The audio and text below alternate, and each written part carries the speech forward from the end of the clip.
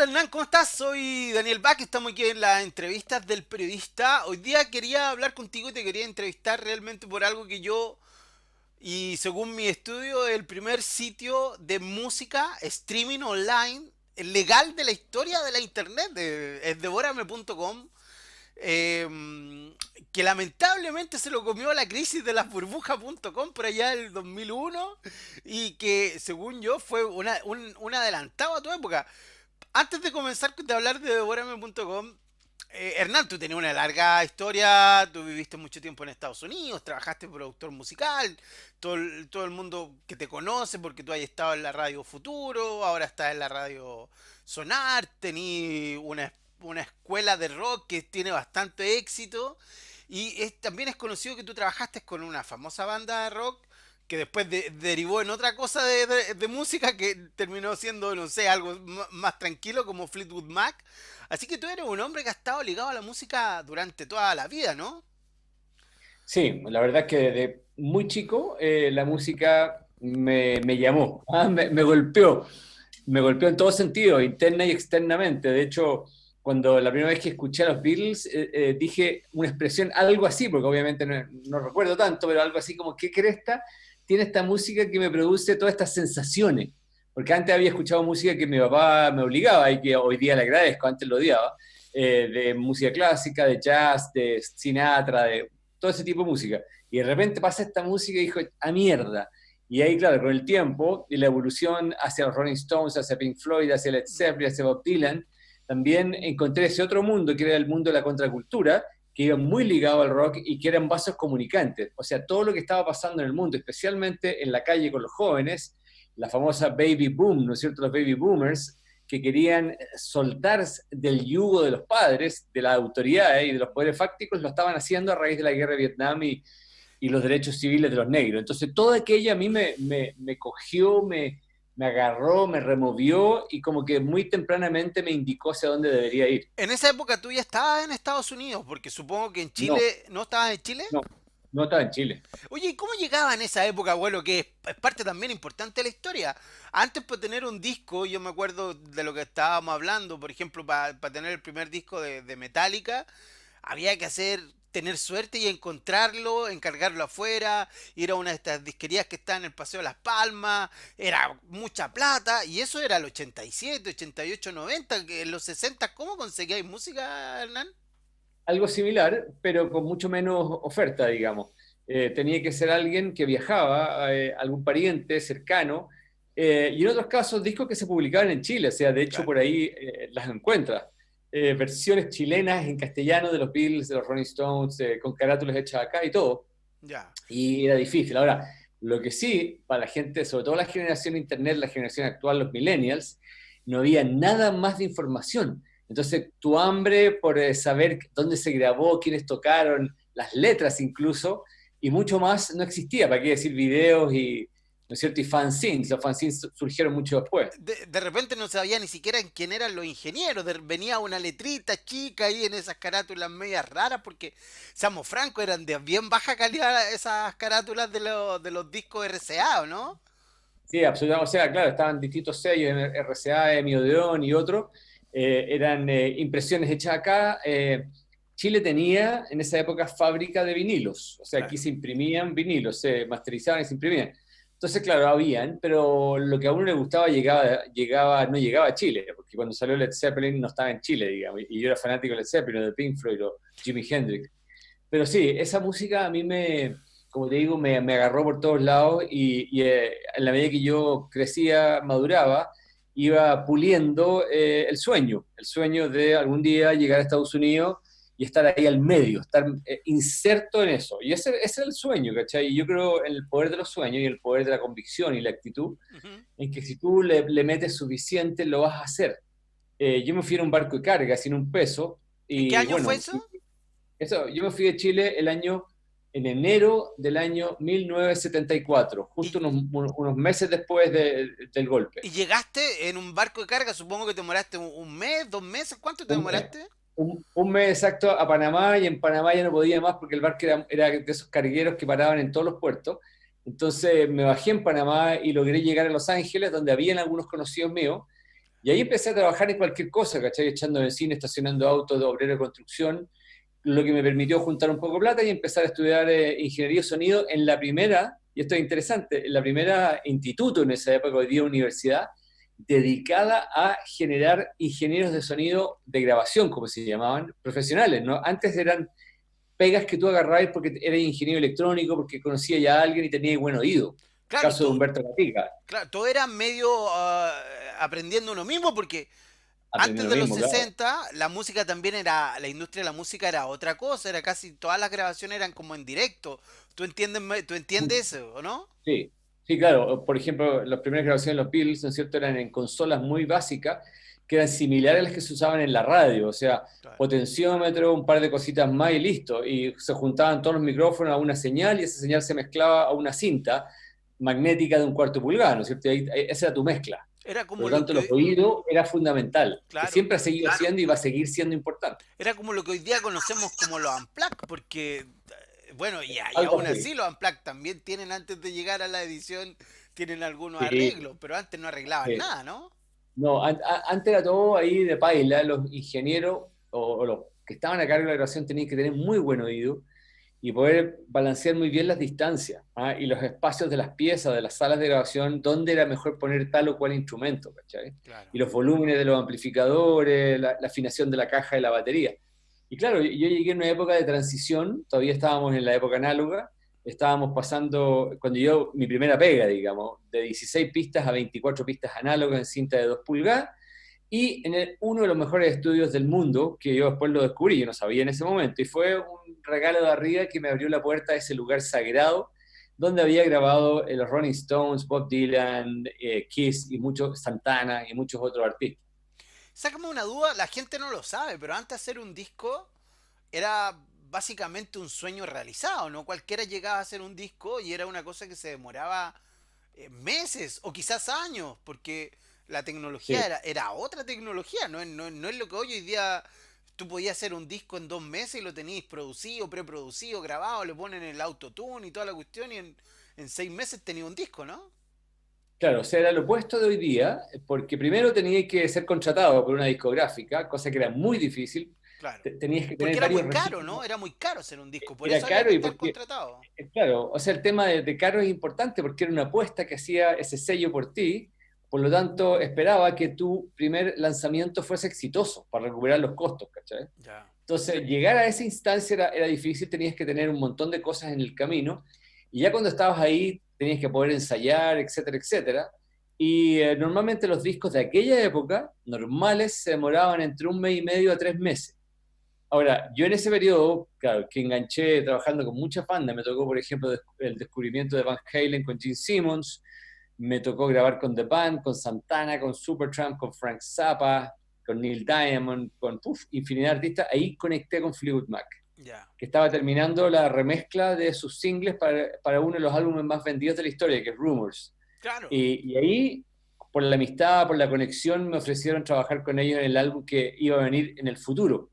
Y resultó que ese álbum fue Task y fue un álbum que nos demoramos 13 meses, ¿cachai? Un álbum doble, muy, llamémosle, loco, De una vanguardia, ¿no? En montaña, esa época. una montaña rusa de búsqueda, de vanguardia, de locura, también de emociones, de todo. No Ah, le, sexo, droga y rock and roll también. no le fue mal tampoco ese disco, ¿no? Tiene un No, par de buenos temas. Yo no soy fan de Fleetwood Mac, estoy bastante alejado de ese estilo de música, pero es conocido ese disco, igual que el Rumors.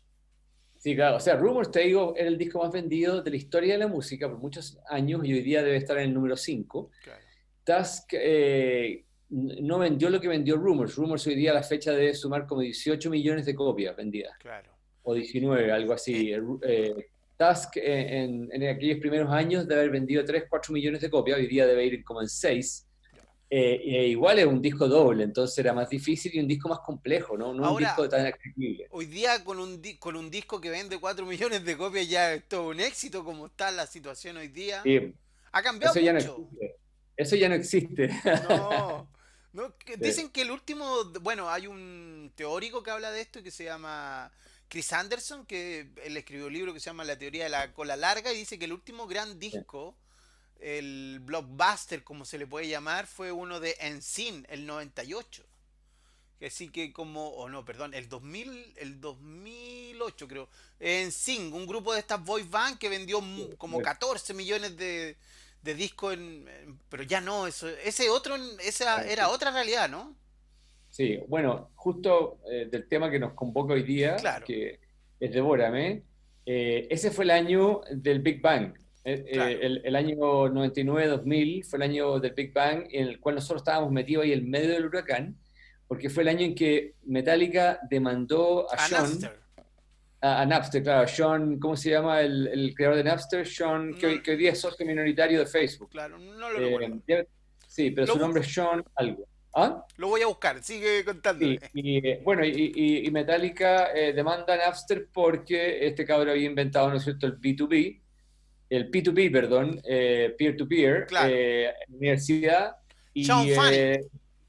John Fanning, claro, y estaba todo el mundo obviamente compartiendo, ilegalmente, de acuerdo a la ley de la industria discográfica.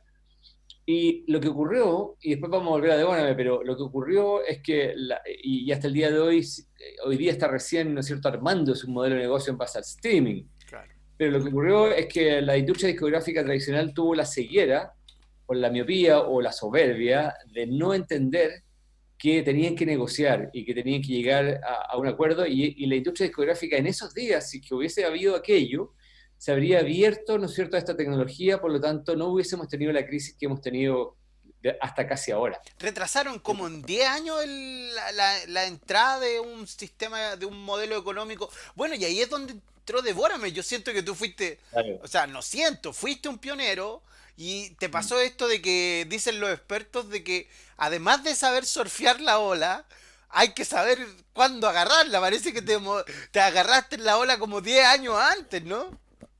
Sí, más o menos yo diría. Y mira, hay cosas súper interesantes, Daniel, porque nosotros creamos este concepto de que la música había que tratarla no como un bien de consumo, ¿no es cierto?, físico o soporte, sino que había que tratarla como un servicio, que era lo que la Ujú. gente quería, ¿Qué es como el lo que hoy modelo del día? cable, lo que hoy día. Entonces, nosotros, esa era nuestra misión, y la hicimos a nivel mundial con Devolver, saliendo a reunirnos primero en todas las empresas en Chile, desde Entel, a BTR, ¿cómo se llama este mall de esa época? El mostrador, ¿te El acordás? mo- El mostrador. No, no, no. no, no. Estaba Terra, Emol. Emol, No, ya, no, Emol. pero había un lugar que también era como el que la llevaba en aquella época. El sitio, El ¿puede ser? sitio puede ser, estaba Terra, el sitio.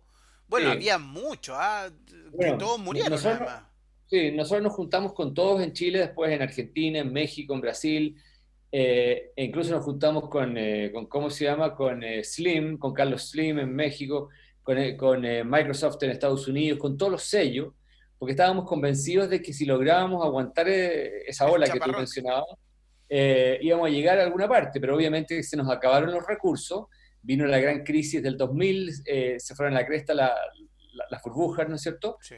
Y tuvimos que cerrar, pero nuestro modelo que planteábamos se hizo verdad, y hoy día, a pesar de que no es exactamente igual a la que nosotros planteábamos, porque hoy día el streaming es lo que la lleva, y volviendo a tu punto de que si éramos los primeros legales o no, yo creo que nosotros fuimos los primeros en tener un sitio integrado, lo que en esa época se llamaba una comunidad, en torno a la música, donde tú podías tener tres experiencias: un buscador con todos los datos asociados, ¿no es cierto? Una especie de Wikipedia de la Claro, música, clasificada por artistas, álbum y todo, ciento y tantas radios por streaming, que es lo que tú mencionabas, claro. y bajables legales, licenciados, ¿cachai? Entonces, tres en uno, en Y, un sitio, y en ese sentido fuimos pioneros. pero también fueron pioneros en otra cosa, pues yo fui usuario de Orame. Tú podías comprar la canción, el track. A No, eso me refiero, bajables legales. claro, pero no el disco, lo que hoy día la realidad es que Ah, la gente, nadie tenés compra razón, disco, hoy día uno se compra el servicio y va escuchando exacto, bueno, no, yo todavía escucho discos, pero los cabros más nuevos todos escuchan solo la canción que les interesa. exacto. Sí, sí. Que un modelo que tú hiciste en el año 2000, no, 1998, 99, ¿cuándo fue realmente O sea, esto? fundamos la empresa con tres socios más, el año 98, el año 99 fue el año, ¿no es cierto?, en que todo se empezó a mover mucho y se produjo el sobrecalentamiento de la burbuja y estalló hacia fines del 99, hacia el año 2000. No alcanzaste a Y, vender, ahí podrías haber vendido como... vamos, mira, hay una anécdota súper súper interesante.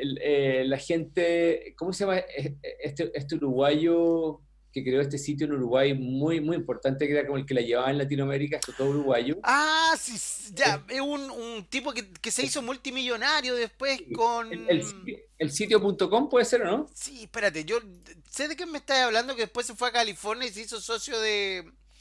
Ah, que vendí del mundo... lo voy a buscar en mi cabeza, Sí. pero que estaba dedicado al mundo de las finanzas. Sí, exactamente. Sí. Bueno, ellos se asociaron con Cisneros, que eran los venezolanos dueños de cadenas de televisión, radio, y que en Miami tenían sistemas de cable, tenían radios, tenían de todo. Y la empresa de ellos, ya me acordaré de su nombre, se fusiona y nosotros empezamos a negociar con ellos. Ellos nos querían comprar. Viajamos con uno de mis socios, con Alejandro Albertini, a Buenos Aires, nos reunimos con ellos, la cuestión avanzaba, avanzaba, avanzaba y viene el crash de la bolsa en esos Claro. días. Y las comunicaciones hicieron cri-cri, o sea, nunca más supimos de ellos. No, Pero tuvo... estuvimos ahí, Daniel, de hacer el sueño del pibe. Claro, Pero porque bueno, en esa, ¿te acuerdas que en esa época los sitios se compraban por 500 millones de dólares, tipo, 200 millones de dólares, cifras que, bueno, hoy día eh, Facebook está valorado en eso, Spotify, ¿cómo? Cuéntame una cosa, porque además Débora me tiene la gracia de que tenía como editores. Estaba Claudio Narea, que se dedicaba al rockabilly, o me acuerdo de un par más de nombre, también estaba ahí tú. Porque ustedes generaron todo ese concepto de tener editores o gente que te ayudaba a encontrar música, ¿no? sí, pues nosotros en ese sentido también fuimos muy, muy aventureros, muy, hacíamos las cosas bien, ¿cachai? Entonces, primero teníamos la tecnología, que era Real Audio, ¿te acuerdas? Sí, sí, sí. Real Audio era nuestro soporte. Teníamos dos socios ingenieros, Alejandro Bertini y Álvaro Buceta, que crearon toda la plataforma y todo el software que era sólido y no se caía, que era lo bueno. Si lo único que el límite era el ancho banda. Teníamos repetidoras en estos sitios que te arrendaban, ¿no es cierto?, hosting en distintos lugares de Latinoamérica, cosa que el caché fuese más rápido. Si tú estabas en Brasil y querías escucharnos, por ejemplo. Y teníamos 10 editores en distintos estilos, porque nosotros cubríamos todos los estilos, incluyendo música del mundo, tribal, de África, clásica, romántica, todo lo que te podías imaginar. Y todo muy bien, con muy buena curatoría. Claro. Eh, entonces era realmente, o sea, si hoy día pudiésemos revivir aquello, cosa que sería difícil por los permisos, por las licencias y todo aquello, sería el sitio ideal, porque tendrías las tres experiencias en una. De hecho, bueno, hoy día lo que tú haces también se hace es una forma que ya se instaló los CDN, que son como los distribuidores de contenido, que está Sí. Akamai y otro que así funciona Netflix, funciona Spotify. Y cómo ves tú el paso desde del 2000 hoy día? ¿Eres usuario de esta? Porque hoy día está Tidal, está Spotify, Sí. está Deezer, está YouTube Music y hay unos cuantos por ahí dando vueltas. ¿Te gusta Sí, alguno en especial? Pandora. Sí, Pandora, lo que pasa es que yo nunca dejé de estar metido en la industria. ya. Desde distintos lados, ¿ah? Ojo, y hasta el día de hoy sigo muy metido, eh, tanto estudiándola como en distintos emprendimientos, cosa que tú sabes que si uno nace emprendedor no afloja nunca. Claro. Entonces conozco mucho la industria, de hecho hago charlas, etcétera, etcétera, talleres, asesoro, porque tuve la Asociación Gremial de Sellos Independientes de Chile, Ya. soy socio honorario, la SCD, o sea, estoy bien metido. Y la cuestión fue lenta, o sea, fue muy frustrante. Yo te diría que entre el 99-2000 al 2010 hubieron muchas batallas, no solamente en la tecnología, sino que principalmente, porque la tecnología avanzó mucho más rápido, en los temas legales, en los temas de la Claro. Asociación Discográfica Norteamericana, la famosa RIA, Re- las casas editoriales, y eso se fue limpiando. Recuerda también que los sellos, ellos mismos intentaron hacer sitios como este. intentaron replicar Devórame o Napster o lo que fuera, y finalmente los sellos se dieron cuenta que por diversas razones, que es un poco lo que pasa cuando el Estado se mete en negocios que nunca les va a resultar bien, a ellos no les resultó, y ahí surgieron iTunes, ahí surgió iTunes, ¿no es cierto? Claro. Y surgieron varias instancias que eventualmente llevaron a Pandora, Spotify, a Google Music y YouTube, que quizás no mucha gente sabe, pero YouTube es el primer lugar de streaming de música Sí, claro. y de Por los búsqueda de videos. música, pero como tiene video, no se le menciona en la misma lista de Spotify. Claro. Y ellos, ¿por qué lo hacen así? Porque tienen un resquicio legal que tiene que ver con este tema de que los videos originalmente en la era de MTV, ¿no es cierto?, se hicieron por razones de difusión. Entonces no pagaban derechos. O sea, Claro. otros agregadores podían reproducir videos, pero que finalmente era música, ¿no es cierto? Ujú. Entonces, ese es uno de los resquicios, y por eso es que la industria, bueno, hoy día YouTube ya no es independiente, hoy día YouTube le pertenece, ¿no es cierto?, a Google, si no me equivoco, ¿no? Claro, en No, esa perdona. época YouTube fue vendido, si no me, por una millonada, por una camionada de plata también, Sí, 1800, la verdad no tengo la memoria porque uno se pierde tanto, creo que fueron 1.000 millones de dólares, algo así que entre 400 en una etapa, bueno. Y, claro, pues los videos también eran otro negocio que de cierta manera acabó en la época de NTV. Bueno, NTV finalmente sucumbió también, o sea, ha sí, cambiado harto totalmente, totalmente. O sea, la industria es otra. Claro. ¿Y te gusta esta Yo, industria? es que lo que pasa es que a mí me gusta la música y me gusta que la gente y los artistas gocen de buena salud con respecto a la música. Ya. Los fans gocen de buena música y los artistas puedan ser remunerados. Yo creo que ahí está el gran tema, ¿cachai? Ahí está la gran pelea con Spotify. Claro, Eh, porque, bueno, tú nos podéis contar un poco más. Yo tengo algunos datos de que, por ejemplo, un video o una canción que tiene 1 millón de reproducciones en Spotify le pagan realmente muy poco a una banda que cuando tiene... Muy ¿Sabes poco. la cifra exacta, Hernán, o más o menos el rango de pagos?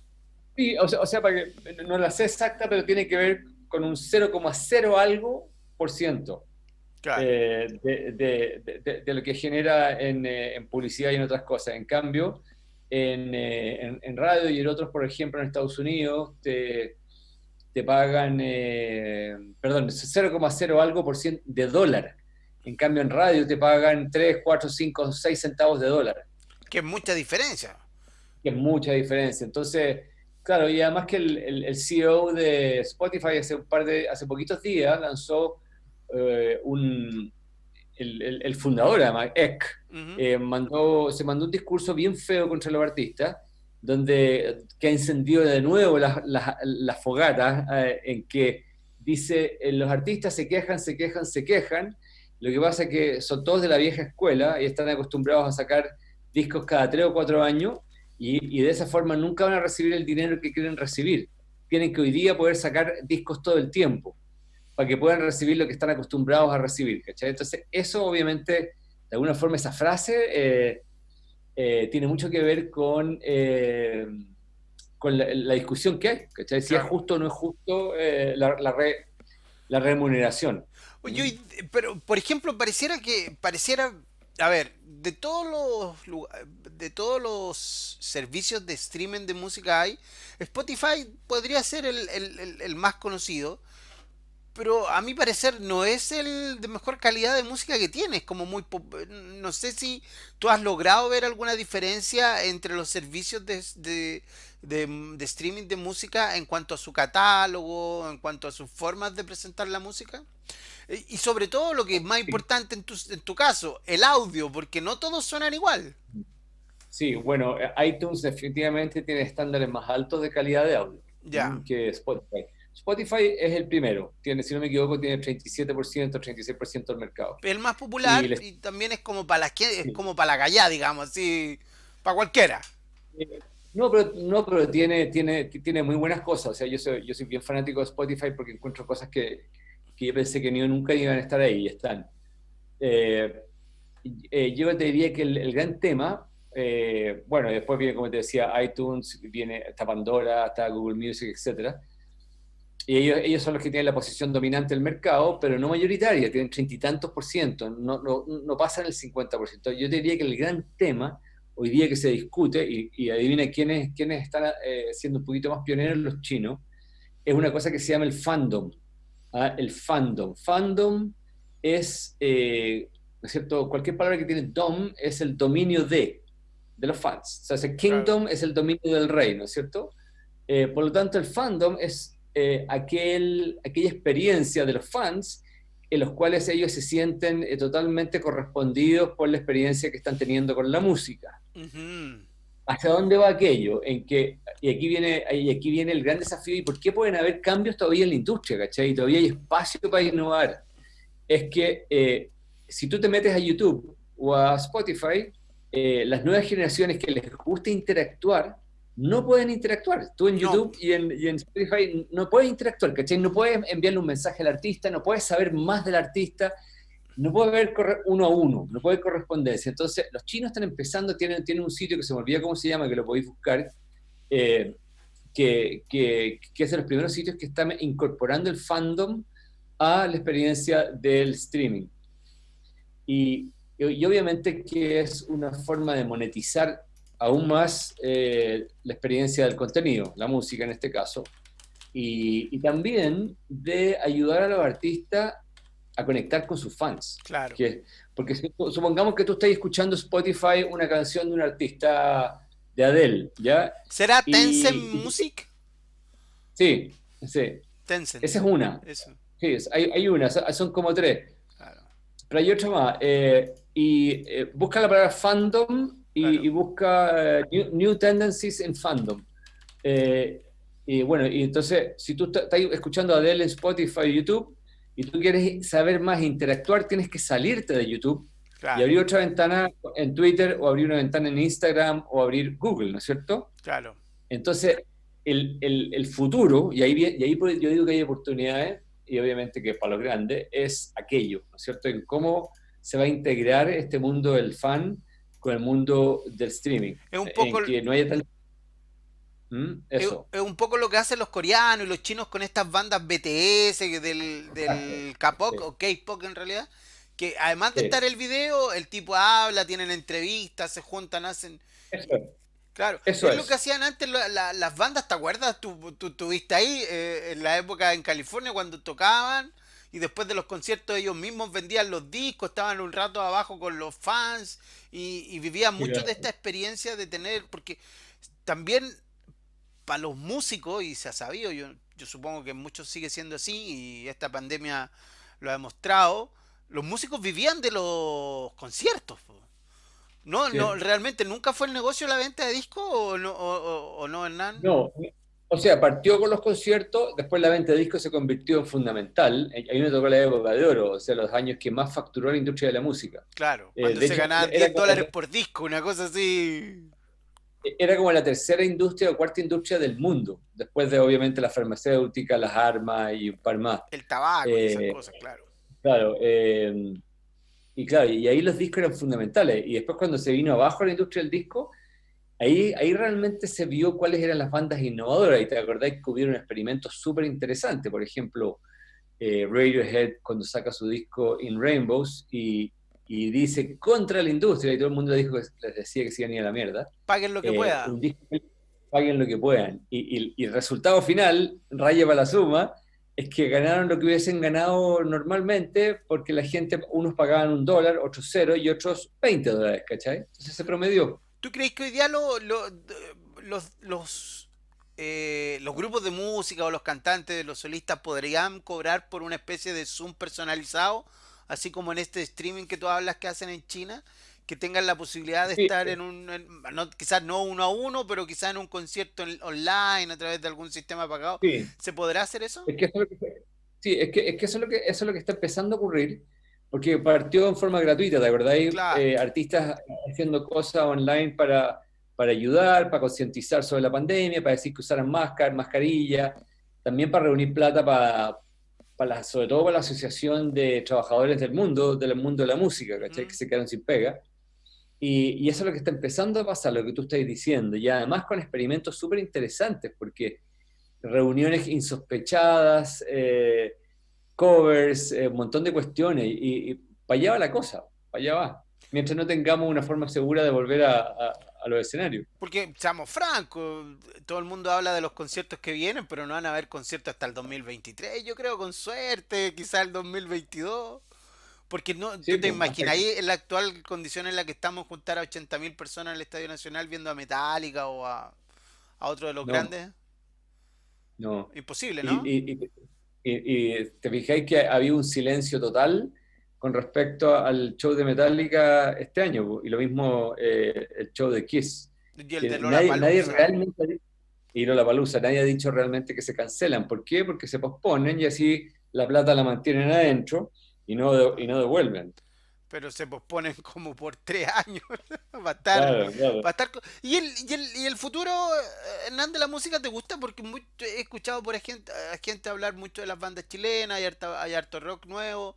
También está esto del trap que tiene mucha seguimientos, tiene muchos seguidores, pero es una forma nueva de hacer música, ¿no? Porque yo entiendo que algunos DJs se consideran a sí mismos DJ, ya, perfecto, y ellos dicen que son música. Sí, Pero hoy día el trap es básicamente programar algunas cosas en el computador, hacer algo.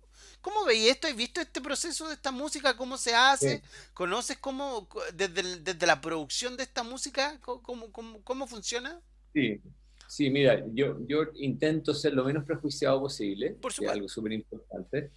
Primero hablarte del rock, el mundo que yo conozco, y el pop en Chile, que está súper saludable en términos de que Sí, hay mucha creatividad, muchas bandas, y yo diría que somos el país en Latinoamérica que la lleva en términos de generación de nueva música. ¿M? Lo que no significa que esté generando ingresos para ellos mismos y que sean sustentables, que eso es distinto, ese es otro tema.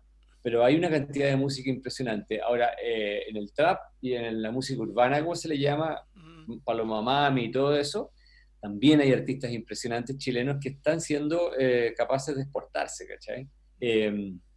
Y claro, es una música que uno dice fácil hacerla, porque tenéis loops, bases, ¿es fácil de pero hacerla, Hernán? en ese sentido es fácil, sí. Ya. O sea, la puede hacer personas que tengan acceso, incluso ni siquiera a equipos profesionales, en tu iPhone o en tu teléfono, pero la diferencia entre un artista que pegue y otro que no pega no está en las bases, está en lo que va por arriba, el texto, la forma de cantarla, La la forma onda. innovadora de la onda, ahí está, ¿cachai? Y Ya. obviamente que también hay temas visuales, o sea, los videos, la pinta y otras cosas. Y claro, hay mucha gente que dice, sobre todo para los más jóvenes, que habla de una crudeza brutal con respecto al sexo y en muchos casos también muy machista, ¿m? Tratamiento de las Mm. mujeres de una cierta forma. Ese ya es otro tema, pero Chile notablemente está logrando exportar artistas también de esos géneros. Que no, lo que no significa que sea malo, pero. Y Sí, hablemos, cuéntame un poco de la Sonar y. Tú durante mucho tiempo. Vamos a ir a. Las radios pareciera que estuvieran ajenas al trap. Yo sé que tú has trabajado en la Futuro, ahora actualmente trabajas en la Sonar. Está ahí. A ver, ¿cómo explicártelo? Hay una ley que dice que hay que hay que poner música chilena, pero las radios la ponen los días domingos a las 4 de la tarde y a las 2 de la mañana. El 80% va en ese horario y en el resto de horario están los clásicos. ¿Cómo está la radio? ¿Logra sobrevivir frente a este sistema del streaming, a Spotify? Es dura la competencia, ¿no? sí, ahora yo creo que la gracia de la radio versus streaming versus otros medios, primero en que la gente, en todas las encuestas que tú veis de aprobación de instituciones, la radio está en los primeros Siempre, lugares. ¿Por qué? siempre. Porque, y ahora igual es extraño porque hay de todo, en las radios hay ideologías distintas, hay tipos de radio distintos, pero es un medio que goza en ese sentido de mucho respeto. Eh, la radio en el mundo que yo me muevo, el mundo musical, es súper importante porque no es solamente tocar canciones, ¿cachai? Hay Ujú. personas, como tú mismo mencionabas a Alfredo Levin, a Pancho Reynoso y a muchos otros, Mencionemos al Pato que Cuevas de la Futuro también y a la. los que me reemplazaron a mí. Ah, claro. Bueno, y a Pirincho, que lleva tantos años también en Y a la mi querido Futuro. Pirincho, sí, y a mi querido Pirincho, que yo le tengo un cariño enorme. Entonces, hay una misión ahí que es, ¿no es cierto? No solamente un playlist, hay gente que comenta, que te guía, te desgrana la cultura en torno a la música que se toca. Y esa es mi misión en Radio Sonar y siempre ha sido el futuro anteriormente, ¿cachai? Comportarme como una especie de faro de la cultura rock. Claro. Más allá además de toda la experiencia que he tenido, que es algo que también vuelco ahí.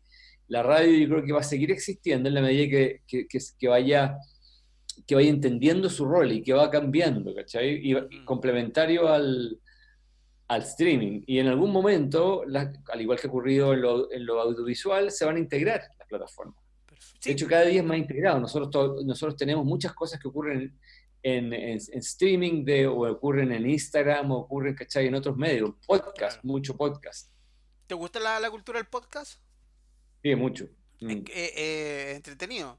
Porque sí. tú que estuviste hartos años en Estados Unidos, tú conoces de cerca un poco también el tema de la FM. ¿Tú crees que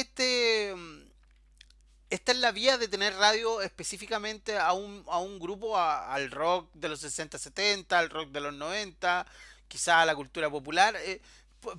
¿Podrá seguir funcionando así el negocio de las radios? En Estados Unidos está En- aún más segmentado. no, al revés, en Estados Unidos es menos segmentado. ¿Sí? Sí, en Estados Unidos las radios, o sea, depende la verdad, en qué mundo. Claro, hay radios country, super country tradicionales, Ujú. depende de los tamaños de los mercados, pero por ejemplo una radio rock como la nuestra, como es Sonar, en ciudades grandes como Los Ángeles, no hay, y sí hay radios que son más amplias en el rock clásico.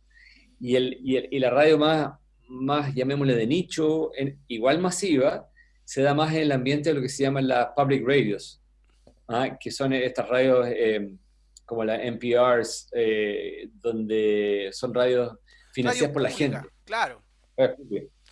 Y Oye, ahí hay cosas increíbles, que es un poco parecido a la Radio Universidad de Chile o Radio Universidad Técnica acá en Santiago, digamos. oye, ¿tú crees que va a ir cerrando? ¿Tú crees que en Chile también, ya que conoces también este mercado, ¿tú crees que llegue la radio digital a Chile? Sí, va a llegar, va a llegar. Ahora, igual que en la televisión, igual que la televisión digital, Tarde. ¿cuál va a ser la velocidad exacto de integración, ¿cachai? Claro. Porque si el streaming, si los podcasts, un montón de cosas que ocurren en la red, más una cobertura ojalá mucho mejor que la que tenemos de Wi-Fi y democratizado completamente el Wi-Fi, eso puede hacer que todo cambie Claro, porque por y que, ejemplo, y que no sea necesario, ¿cachai? tú conoces a Howard Stern, supongo, es un tipo que Eh, él básicamente vive de la radio digital, que es un programa sí, que llega a Sirius Radio. través. ¿Cómo? La radio se llama Sirius Radio, Sí, los en serio. dueños. Y eso llega solo por digital a diferentes radios, Sí, digamos, son dispositivos digitales que la toman y llega a todo el país sí, a través de eso, ¿no? sí, pues gigante. No, Sí. estamos lejos de eso. Devórame, terminemos estos últimos minutitos Sí. para terminar una hora justa de esta entrevista. Y te quiero contar algo más después también, en qué estoy Dame. hoy día, que Sí, tiene pues mucho que sí. ver con lo que estamos Sí, hablando. Sí. cuéntame qué está hoy día y después y cerremos con Devórame. O Buena, como buena. tú manejas mejor que yo en los tiempos, ¿viste? Sí, lo que te conté hace un rato de que yo siempre he estado metido en la música, Ujú. en distintas facetas, en la parte de educación, en la parte de investigación, y en algo que me metí en un momento dado que me voló la cabeza es la neurociencia, y todos los nuevos descubrimientos de la neurociencia Mira, en torno a la percepción humana y cómo, ¿no es cierto? Y finalmente lo que somos hoy día, cuánto le debemos a nuestros antepasados en las cavernas. Y ahí el elemento música se convierte en algo fundamental, que es una de las grandes cosas, ¿cachai? Que yo he utilizado, porque antes del lenguaje que conocemos hoy día, formal, coloquial, simbólico, como por ejemplo lo que se escribía y que tiene 20, 30 mil años, ¿no es cierto? Por 200, 300 mil años, solamente nos comunicamos de una forma sonora, gutural, en la cual la capacidad musical nuestra de los Homo sapiens era fundamental. O Ujú. sea, cómo tú le decías a tu clan, un líder del clan o alguien, que había que irse de ese lugar porque venía el invierno, o había que salir a cazar porque era el momento en que pasaban los jabalíes, ¿no es O el cierto? Inventando, peligro, claro. o el peligro, ¿cachai? Entonces, todo eso se hacía en una capacidad musical muy potente que de alguna u otra forma la fuimos perdiendo.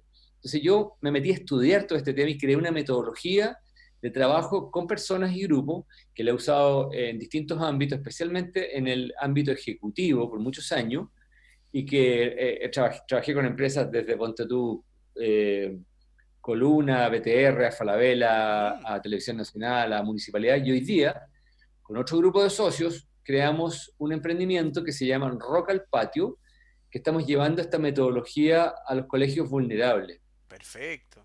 para trabajar lo que mal llamados aspectos blandos de las personas, de los niños en este caso, que yo les llamo habilidades humanas, que son fundamentales para que estos niños puedan salir, ¿no es cierto?, de este círculo de pobreza en el cual está la autovalencia, o sea, ¿qué es lo que eres tú, cachai? ¿Cómo te puedo valorar de ti mismo? Y finalmente también la capacidad de engancharte con tus estudios, que si no estudias te va a ir mal en la vida.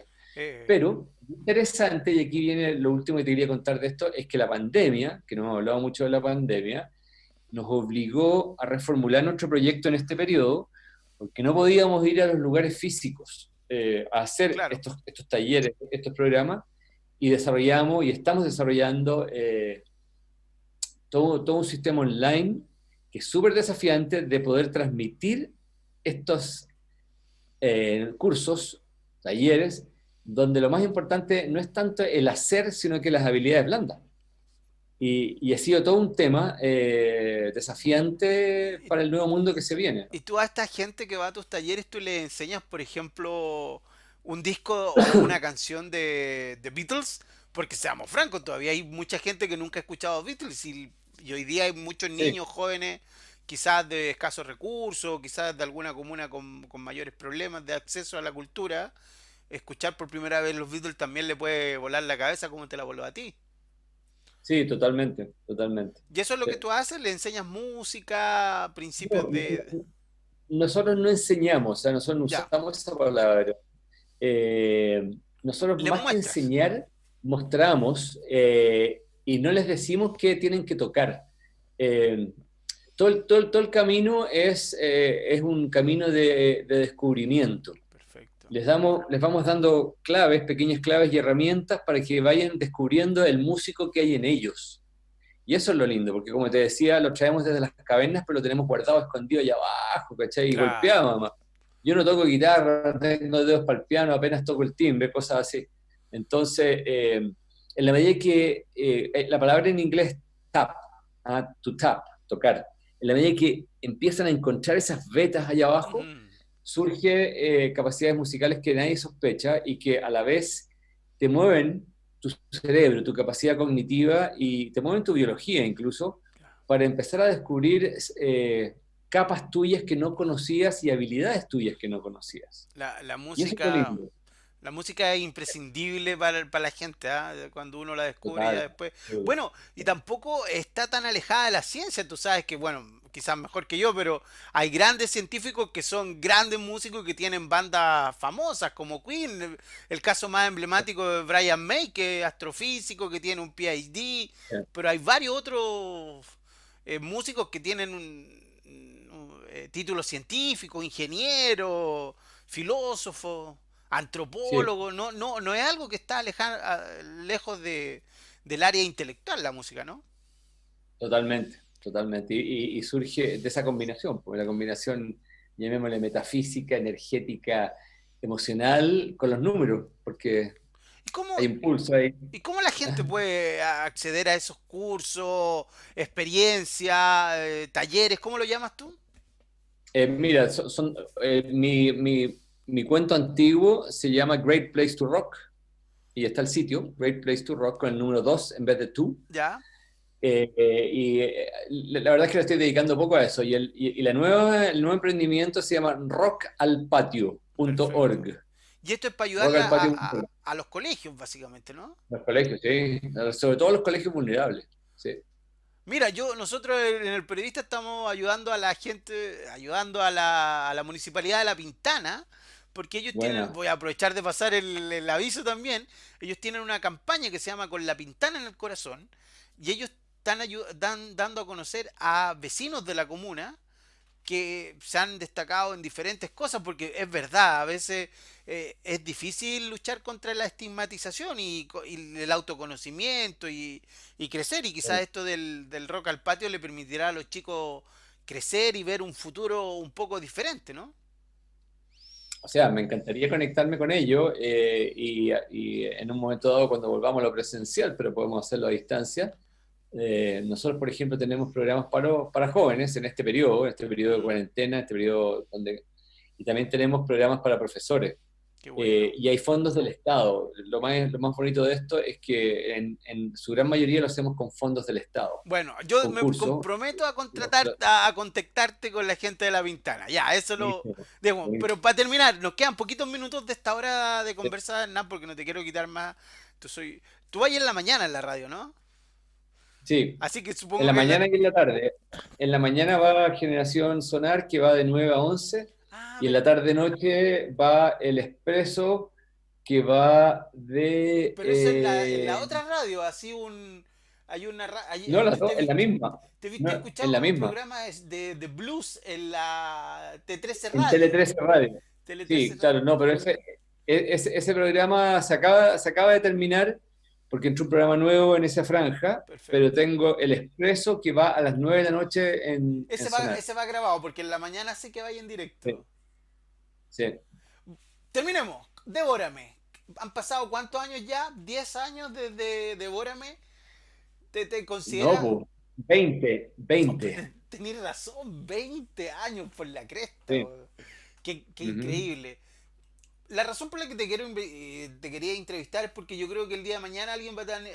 esto también es un poco para las nuevas generaciones. Muchas veces yo he escuchado por ahí entrevisto gente dedicada a la tecnología y me dicen, weón, yo tengo la mansa idea, o mira, yo hice por primera vez esto, y yo le digo, flaco, aquí en Chile se inventó el primer sistema de música en línea online, y me dicen, pero ¿cómo? ¿Qué pasó? Y tengo que volver a contar la historia de Devórame, porque de verdad, Sí, hay jóvenes que quieren ser emprendedores. Hay otros jóvenes que quieren hacer tecnología y están los que no se creen el cuento. Yo le digo, flaco, sí se puede, mira, y les cuento esta historia. Y hay otros que pasa al revés, que dicen, yo voy a inventar el primer sitio y dicen, no, pues eso ya lo hizo Hernán Rojas, lo hizo en el año 2000 y me dicen, pero ¿cómo? Ahí está, pues entonces, ¿cómo ve? Hay dos cosas. Una es impulsar a los jóvenes emprendedores a través de tu historia, porque se puede llegar. Estuviste ahí de sí. venderlo por 500 millones de dólares. Pucha, no lo vendimos. Pero también está contarle a los chicos que también hay que tener una relación con el pasado, porque uno no puede pensar que uno siempre es el primero en hacer las cosas. Hay como, no sé, es mi forma de verlo. No sé qué opinas tú. Sí, no, yo estoy de acuerdo, y es lo mismo en el emprendimiento, en la ciencia, en la música, en todos lados. Yo creo que es súper importante estudiar hacia atrás. O sea, si a mí me gusta, por ejemplo, voy a inventar, si a mí me gusta el metal moderno, tengo que empezar a escuchar para atrás y empezar a ver cuáles eran las primeras bandas proto-metal antes que se llamara metal y por qué sonaban como sonaban, en vez de pensar que el metal que tú escuchas hoy día es lo mejor que hay.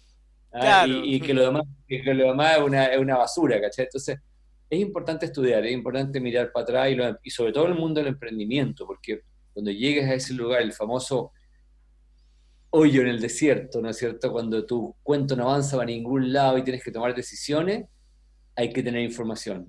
Ahí hay que Claro. tener, no sé si ubicáis el libro ese que se llama The Deep, La No, Hondonada, es un muy buen libro. Habla de eso, de enseñarte a cómo ir evaluando tu emprendimiento y tomar decisiones. ¿Cachai? se puede innovar y emprender desde Chile, ¿no, Hernán? Y estamos Yo hablando de creo que innovación y emprendimiento de verdad, ¿no? totalmente, sí, sí. Somos Bueno, un país súper emprendedor, un país que además por la falta de recursos en muchos casos la gente se las ingenia para hacer cosas. Falta apoyo, falta apoyo. Eso es lo que falta. Para terminar, un consejo para los jóvenes, pero también hay gente no tan joven que está emprendiendo. ¿Qué le recomendarías tú? ¿Qué opinas de esto de surfear la ola? ¿Cómo, así a la distancia? ¿Crees que te equivocaste en algo? ¿Hubierais mejorado algo con lo de Devórame? ¿O todo Eh, bien? es que ¿sabes lo que pasa? Que mirar, llorar sobre leche derramada no sirve, sino que al revés. Y claro, y que lloré, lloré, obviamente, pero las cosas fundamentales tienen que ver con el aprendizaje, o sea, no hacer un proyecto siempre mirando al lugar que viene adelante, sino que hacer el proyecto viviendo el momento, ¿cachai? O sea, gozando de la experiencia, de cada minuto, de cada segundo, de cada personaje que tú contratas. Y mira, te voy a citar, yo tengo un taller que hago que se llama cómo vivir en el mundo, cómo sobrevivir en el mundo de la música y no morir en el intento, donde pongo varias cosas y tengo los 10 mandamientos, que son muy buenos, y principalmente está el tema de la actitud, o sea, donde hay que alinear las tres O. Esto lo tomé prestado y es optimismo, organización y oportunidad, a propósito del CFO. Las tres O, optimismo, organización y oportunidad. Y cada palabra tiene obviamente todo un mundo que se desgrana de esas tres O. Esa es mi recomendación, ¿cierto? Y tenéis que ser muy, muy jugado, comprometido y no estar, ¿no es cierto?, ahí como que con el poto en las manos, digamos. no, no se puede a medias tintas, hay que dedicarse, ¿no? No, no hay que jugar. Pero sí también, al igual que hay que dedicarte por completo, tienes que poder, como dice el libro de Tip, tienes que saber evaluar, tener hitos que te indiquen que cuando ya estés en el lugar más profundo y ya te has gastado todo, la plata de tu abuelita, has vendido tus zapatos y todo, de que si estás en el momento preciso para que justamente viene toda la curva hacia arriba, o mejor que te retires. ¿Mm? Ese Porque hay libro que es aprender a interesante. retirarse también, seamos francos, Hay ¿no? que aprender totalmente. Hay que aprender a decir que no. Sí. Bueno, Hernán, muchas gracias. Te agradezco un montón esta horita que pudimos conversar en parte de la historia de la música, del mundo, porque tú estuviste ahí donde fuiste el protagonista de un momento histórico de la música en los años que parece que la música era de verdad, no como la de ahora dicen algunos. Y Sí, también sí. un momento histórico para la internet chilena, que yo siempre hago un reconocimiento porque para los que estuvimos ahí dijimos, oh, qué tremendo esto de Devorame.com. Y ahora cuando uno lo ve con 20 años de mirada, dice, bueno, ahí estaba el Spotify chileno que lo hizo 20 años antes, ¿no? Sí. Claro, y ahí, claro, ante tu pregunta de que qué hubiese hecho distinto, desgraciadamente no hay nada que hubiese podido hacer distinto, a no ser que yo hubiese tenido la capacidad de una vara mágica de tener el tiempo o saltar en el tiempo y aparecer, ¿no es cierto?, 5 años atrás y ser Spotify en vez, Claro, y que Débora me fuera Spotify. ¿Cachai? claro, pero ya no. Ya no Bueno, fue ya. bueno, muchas gracias, Nan, que estés muy bien, que te vaya Gracias a ti súper por bien en la ahí. radio y en la Te Sonar. agradezco. Nos vemos, Y chao. saludo a toda la gente del periodista ahí. Chao, Cuídate. chao, adiós. Chao, chao.